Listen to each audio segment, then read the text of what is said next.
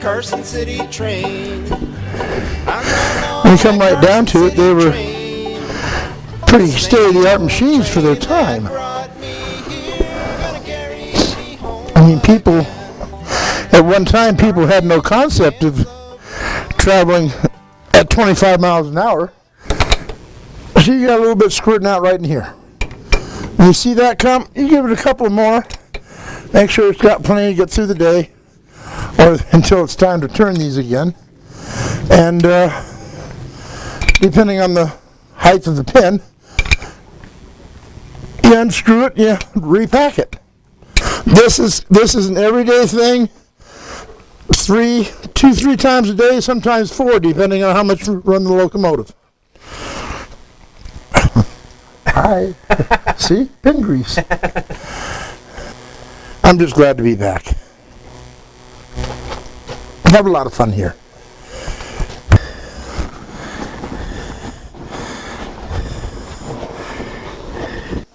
So where are we at here? How much pressure is on the boiler right now? Well, we're looking at about 58 pounds. And you want to run 170 or something? She'll lift at 174. But 58 pounds is more than enough to fire the engine off. Okay. Because you actually need steam to work the injectors, right? You need steam to work injectors, atomizer, blower. Everything. Yeah. It's just a leaking tricock valve, that's all.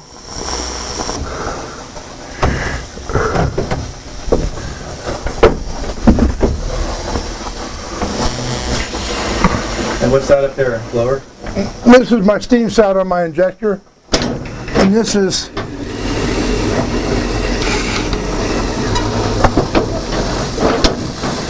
the main turret. Just real quick, what does the main turret do?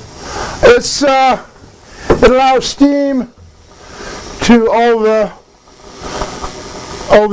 the secondary accessories. It's like the main steam valve. Yeah, except for the throttle. Oh, okay. Throttle's always active. Okay. But the main turret, it allows steam to the air pump, the injectors, the blower, atomizer, all the necessary items to run a steam locomotive. Okay. I just dropped your mic in the oil. Did you really? Yeah. Cool. That was your best Donald Duck imitation there, huh? Yes, I kissed my mother with this mouth. It's supposed to be a lot of fun to run on a cold winter day. I mean, because it's not bad. It's comfortable up here. I've done that before. We've closed it down, closed down the cab, closed the curtain, and it gets comfortable. It really does get comfortable up here. The hardest part about running in cold weather is the amount of steam that you don't see on the summer days that condenses on the cold days. Yeah. That's when you really find out where the leaks are. Oh, right.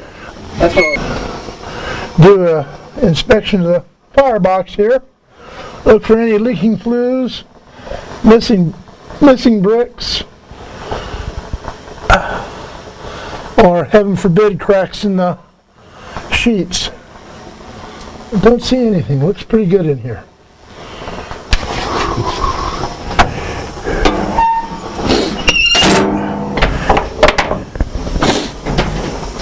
What's the story with those? If there's no water coming out of those, you're in big trouble, right? Well, no, these are a backup for the water glasses. If for some reason both water glasses fail, we can.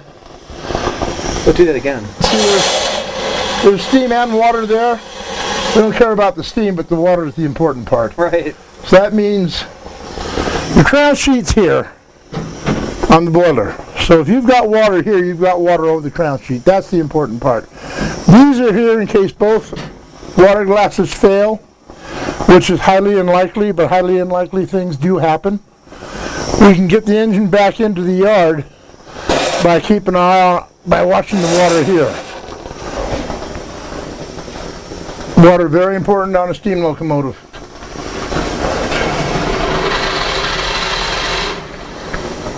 It's got water. I have to go down and open up the drains. Old school. Blow out my blower drain.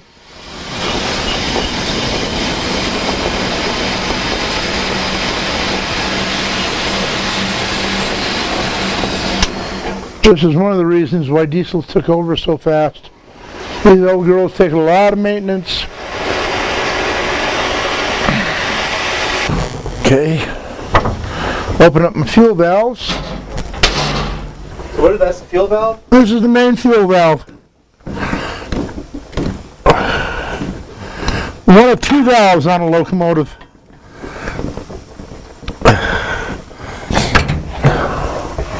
And go up top and pull the emergency shut-off valve on, which is pinned.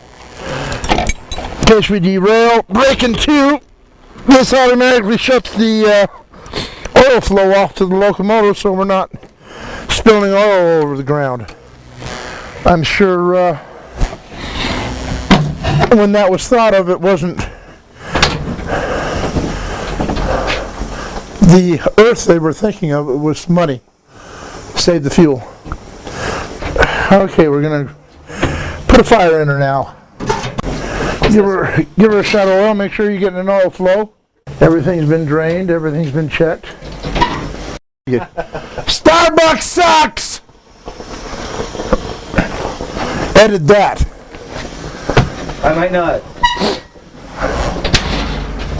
Get some lawyers on that one day. Sir, you said that Starbucks sucks, and since you're a role model. Freedom of speech, I'm an American. That's right. No, you're a role model for the children. No, not me, not for the children. Yeah. No. Well, maybe I should be. Nah. Toss a birding rag in there, off to one side. Open up damper. Give her a little blower so you hear it. A little atomizer. And we'll have great gobs of smoke coming here in a second because she is cold.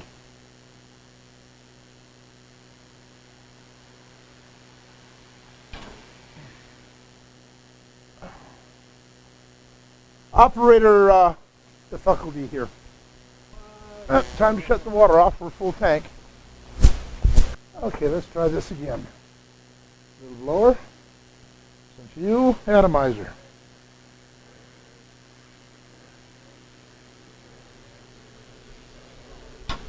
Wake up, girl. Much smoke. She's cold. They say smoking is bad for you. Back in the days of steam, officers would come into the roundhouse, sign on, and start their day. In the day, these engines would never be kept without a fire in them unless they were being maintenance, repair. And the officer would take it over from the roundhouse watchman, and he'd build his pressure back up, go around and lube the engine, start the appliances like the air pump, turbo generator, things like that, make sure everything was right on the engine.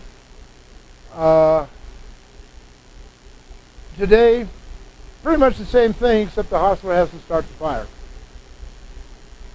We had, it wouldn't be cost effective to hire a night watchman on a tourist railroad, any tourist railroad, not just here. This lever, this is the oil valve. It emits more oil into the firebox. And when the hostler's starting up a locomotive, whether it has pressure on her or air, when you do the crossover from air to pressure, when you go crossover from air to steam, I should say, you do that anywhere between 20 and 40 pounds. But this locomotive is made to operate at 170 pounds of pressure. As the steam builds, anything you've got on, like your blower, your atomizer, it's going to increase exponentially as the pressure increases. You've got to keep an ear out all the time. Listen to the blower, listen to the atomizer. As the pressure builds, it's going to increase, and you don't want that right now. You want to keep a nice low fire, bring her a pressure, and a slow.